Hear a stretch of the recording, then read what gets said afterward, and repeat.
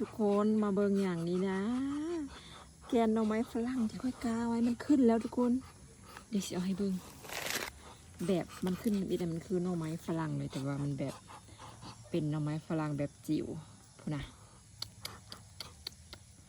โอ้จิ๋วแห้งสำเข็มเลยขึ้นดีอยู่ได้นี่นะขึ้นหมดทุกเบ้าเลยเนี่ย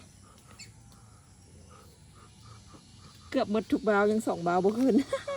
เดี๋ยวมันถึกฝุ่นไหลเกินไปทุกคนเลยโอ้กำลังขึ้นเด้อนางกำลังขึ้นนี่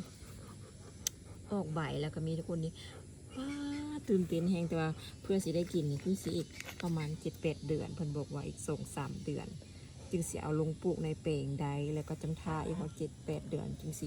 เริ่มเก็บหน่อได้เพราะว่าต้องจงก่อมันไว้เฮ็ดลำต้นมันธนาอันนี้ทุกคนรถแหงนี่นะ